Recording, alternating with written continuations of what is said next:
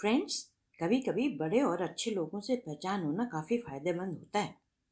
और कई बार बस उनका नाम लेने से ही मुसीबतों से बचा जा सकता है। जैसे कि खरगोशों की परेशानी दूर हुई। बहुत समय पहले की बात है। चतुरनाथ नाम का एक गजराज था। वो एक जंगल में अपने अन्य साथियों के साथ रहता था। एक बार बहुत वर्षों से बरसात ही नहीं हुई, जिसके चलते झीलें और तालाब सूख गए। पानी की बहुत कमी हो गई।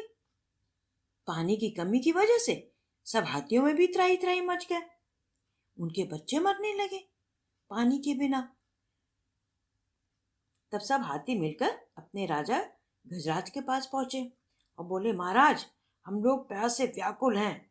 हमारे पास पानी पीने के लिए नहीं है। हमारे बच्चे पानी के बिना मर गए और हम लोग भी जो है काफी दिन तक बच नहीं पाएंगे अगर इसी तरह जो है चलता रहा। पानी की कमी होती रही। महाराज, कुछ कीजिए पानी की कमी के लिए। गजराज सोच में पड़ गए और बहुत सोचने के बाद गजराज बोले कि हाँ, मेरे को एक जगह का पता है। वहां पे एक ऐसी झील है, जमीन के अंदर से पानी आता है, इसलिए वो कभी सूख ही नहीं सकती। चलो, हम सब कल ही सुबह जो है उस झील के लिए रवाना हो चलेंगे। सब हाथी बहुत खुश हो गए।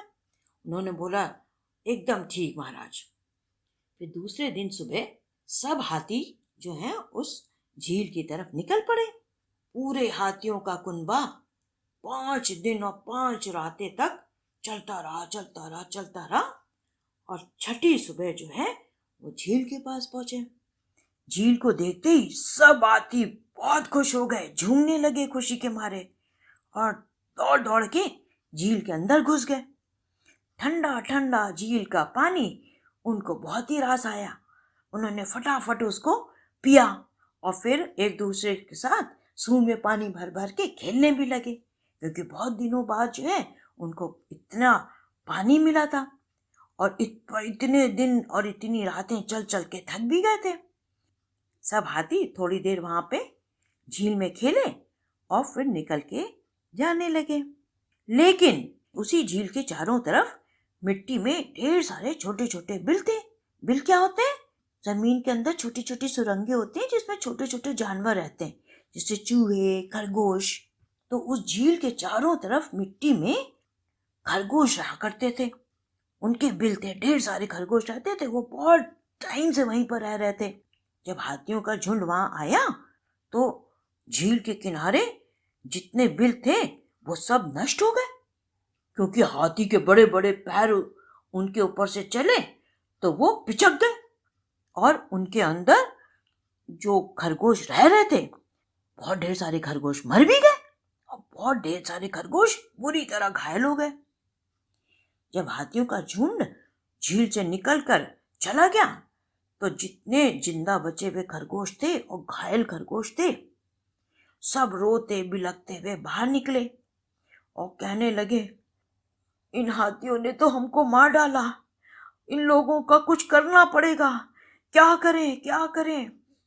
सब लोगों की मीटिंग हुई। जितने खरगोशों के रिश्तेदार मर गए थे, बच्चे मर गए थे, वो सब रोते चिल्लाते हुए कह रहे थे कि भाई, हमें हाथियों से बदला लेना है, हमें हाथियों से बदला लेना है। कुछ न कुछ तो करना ही पड़ेगा। तो उनमें से एक खरगोश बोला कि हाँ, ये सिलसिला तो अब चलेगा, क्योंकि दूसरी जगह पानी की कमी हो गई है और हाथी जो है पानी के चक्कर में ही हमारी झील में आए हैं। हमें तो लगता है कि रोज ही यहाँ आएंगे। इसका मतलब कि रोज ही हमें कुछ लेंगे, हम रोज ही मरेंगे। दूसरे बोले, हाँ हाँ, इन लोगों का तो कुछ करना ही पड़ेगा। तीसरा बोला, हाँ, इनको कुछ इस तरीके से डराओ कि ये भाग जाए। लेकिन फिर एक खरगोश बोला, अरे, हम तो इतने छोटे से, हम कैसे इन लोगों को मार पाएंगे? लेकिन तभी एक और खरगोश बोला, कहने के, हम छोटे हैं तो क्या हुआ, हमारे पास बुद्धि तो है। हमें कुछ योजना बना के काम करना पड़ेगा, तभी इनको भगा पाएंगे, नहीं तो फिर नहीं हो पाएगा।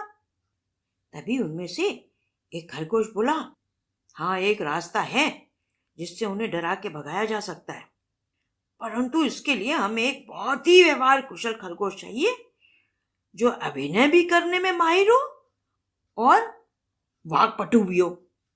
सबने बोला, कैसे कैसे? तो वह खरगोश बोला कि देखो, वो खरगोश सबसे पहले हाथियों के राजा के पास जाएगा और उनसे कहेगा कि वह चंद्रदेव का भेजा हुआ दूत है और चंद्रदेव ने हाथियों को इस झील में आने के लिए सख्त मना किया है, क्योंकि खरगोशों का यह घर है और सब खरगोश चंद्रदेव के संरक्षण में, यानी चंद्रदेव उनकी रक्षा करते हैं। और यदि हाथियों के राजा ने इस बात पर विश्वास कर लिया, तब तो वो अपना पूरा कुनबा लेके यहां से चला जाएगा। इसीलिए कोई बहुत ही बढ़िया एक्टर खरगोश होना चाहिए जो इस काम को निपुणता से कर सके और पक्का पक्का अपने काम में सफल हो जाए। सब सोचने लगे कि भाई ऐसा खरगोश कौन है हम लोग के बीच में। तभी उनमें से एक बोला, अरे हमें पता है कौन है, हमारे नट्टू काका। सबने बोला, हाँ, हमारे नट्टू काका, वो तो एकदम इस काम के लिए फिट हैं, परफेक्ट। नट्टू काका न केवल विलक्षण बुद्धि वाले हैं, वह वाक्पटु और उत्कृष्ट कलाकार भी हैं। वही एकमात्र खरगोश हैं जो कि इस पूरे प्रकरण को सफलतापूर्वक अपने अंजाम तक पहुंचा सकते हैं। यानी कि हाथी राजा को पूर्ण विश्वास दिलवा देंगे ताकि वो अपना कुनबा लेके यहां से निकल जाए। सबने खुशी के खूब ताली बजाई, टपट पट पट टप टप टप। और तय हुआ कि दूसरे दिन नट्टू काका गजराज के पास जाएंगे और पूरी बात करेंगे। नट्टू काका ने सब खरगोशों की बात मान ली, क्योंकि इस योजना के अलावा उनके पास कोई चारा ही नहीं था। इस योजना को तो सफलतापूर्वक अपने अंजाम तक तो पहुंचाना ही था। दूसरे दिन सब खरगोश हाथियों के आने से पहले अपने बिलों से दूर हो गए, ताकि हाथी आए तो वो मरे ना। अब उनको तो पता ही था कि भाई आज भी हाथी तो आएंगे ही आएंगे। और नट्टू काका एक उचित स्थान ढूंढने के लिए निकल पड़े। इस बीच हाथी आए, पानी पिया, झील में खूब खेले, सूंड में पानी भर भर के एक दूसरे पर डाला और शाम होते होते तक झील से निकलकर चल पड़े अपने घर की तरफ। इधर नट्टू काका ने देखा छोटी सी पहाड़ी में एक टीला था। टीला इतना ऊंचा था कि नट्टू काका उसमें झट से चढ़ सकते थे, लेकिन हाथी नहीं चढ़ सकते थे। उनको लगा कि यह स्थान एकदम उचित है, यहीं पर बैठ जाए और यहीं से हाथी लोग अपने घर वापस जाएंगे, तब हम गजराज से बात कर लेंगे। नट्टू काका जो है चढ़े और उस छोटी सी पहाड़ी के ऊपर तन के बैठ गए और इंतजार करने लगे हाथी के राजा चतुरनाथ का। हाथियों के राजा को गजराज भी बोलते हैं। नट्टू काका टीले पे खड़े होकर के हाथियों का इंतजार करने लगे। शाम के वक्त जैसे ही हाथियों का झुंड उस तरफ से गुजरने लगा तो सबसे आगे गजराज थे। नट्टू काका ने जैसे ही गजराज को देखा तो तेज गरजती हुई आवाज में कहा, अरे ओ दुष्ट हाथी, तुम्हारी हिम्मत कैसे हुई इस झील के पास आने की? यह चंद्रदेव की संपत्ति है, वापस जाओ। इतनी गरजती हुई आवाज हाथियों के राजा ने सुनी तो हकबका गया, वो दंग रह गया और उसने सर उठा के देखा तो देखा टीले पर एक खरगोश जो है खड़ा हुआ है। उसने उससे बोला, भाई आप कौन हो? खरगोश बोला, मेरा नाम नाथूराम है और लोग मुझे नट्टू काका के नाम से ज्यादा जानते हैं। मैं चंद्रदेव का दूत हूं, उन्होंने ही मुझे तुम्हारे पास भेजा है। गजराज बोले, नट्टू काका जी, मुझे चंद्रदेव जी का आदेश जल्दी बताइए, मैं तुरंत उनके आदेश का पालन करूंगा। नट्टू काका ने बोला, उनका संदेश है कि यदि तुम सब जिंदा रहना चाहते हो तो कभी भी इस झील की तरफ नहीं आना। कल तुम लोग अगर इस झील पर आए तो तुम लोगों की खैर नहीं। तुम लोगों ने कल अनगिनत खरगोशों को अपने पैरों तले कुचल दिया था, वे सब हमारे संरक्षण में हैं, इसलिए तुरंत यहां से चले जाओ। नहीं तो तुम लोगों की शामत आ जाएगी। हाथी बोला, ओहो, अच्छा, ठीक है महाराज, लेकिन ये बताइए आपके चंद्रदेव हैं कहाँ? मैं खुद उनसे मिलके माफी मांग लूं। नट्टू काका ने सोचा पता नहीं ये मजाक कर रहा है कि सीरियस है, लेकिन इसको तो चंद्रदेव से मिलाना ही पड़ेगा। तो उसने बोला, ठीक है, तुम लोग जो हैं भाग्यवान हो कि हमारे चंद्रदेव आप भी नीचे जमीन पर ही आए हैं, हमारे झील में आए हैं और वो खरगोशों को सांत्वना दे रहे हैं। चलो मैं तुमको जो हूँ चंद्रदेव से मिलवाता हूँ। अब गजराज की सिट्टी पिट्टी गुम हो गई। उसने बोला, अरे ये तो लगता वाकई चंद्रदेव जी यहीं पर है। तो वो थोड़ा सहम गया, क्योंकि उसको पहले विश्वास नहीं था।